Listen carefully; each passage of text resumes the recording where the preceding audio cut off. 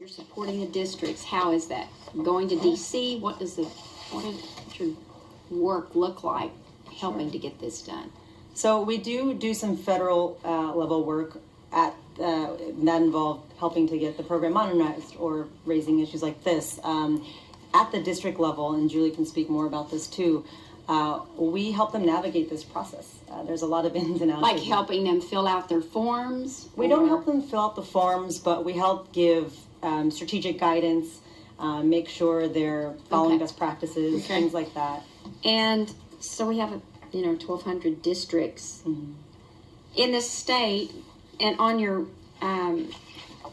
this page you were talking about in 2016 220 districts need at least one fiber connection, and then down to now about 45. So out of 1,200, this is all that we're really talking about that's needed at this point. At this point, we're getting down to completing the goal of getting everybody connected. The work even before here, outside of state match, we've been working with schools. So when we're talking about in 2018, or the total 17-18, 22.3 million state appropriated dollars. And we're looking at then 123 districts in 17 and about 45 left out of that to 123 for 18.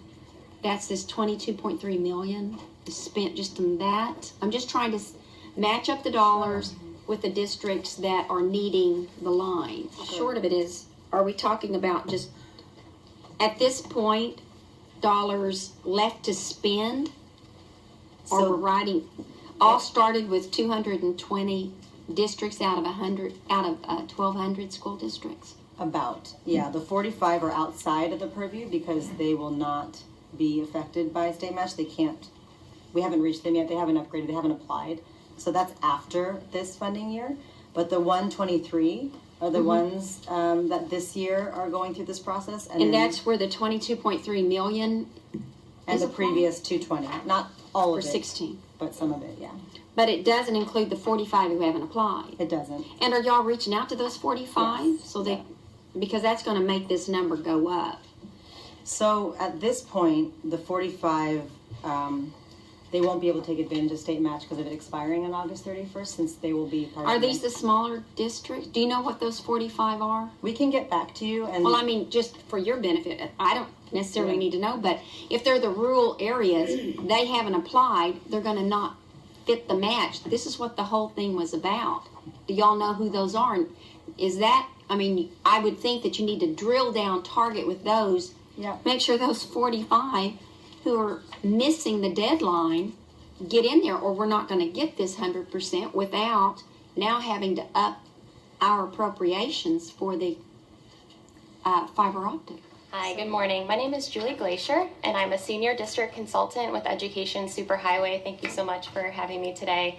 As Grace mentioned, I'm on the team that works with school districts in Texas, so I'm happy to share more about the successes that I saw over the last year. I'm going to talk a little bit more about the delays issue, just to give a little bit more color to that, but I can just say how much the additional funding is impacting rural districts. For example, I worked with West Hardin ISD this year, and they are getting fiber, and that's something that they never thought they would see. So happy to share more stories with you all, because it's having a huge impact on some of those smaller districts. Senator Taylor. Thank you for coming from San Francisco. We know that wasn't an easy journey, and we appreciate you providing your guidance to us. Thank you. Thank you. Thank you for all you guys are doing to help kids in Texas get the internet that they deserve. Thank you. Just one. Senator Campbell. Thanks. Now, Education Superhighway, nonprofit organization, the funding for you to do the work that you've done comes from federal government? Is it all federal dollars? We actually get our funding through various philanthropic organizations, such as the Bill and Melinda Gates Foundation, the Chan Zuckerberg Initiative, and all the resources we offer districts are completely free of charge. Thank you. Thank you very much. Yeah, thank you. Thank you, Mr. Chairman. All right, thank you.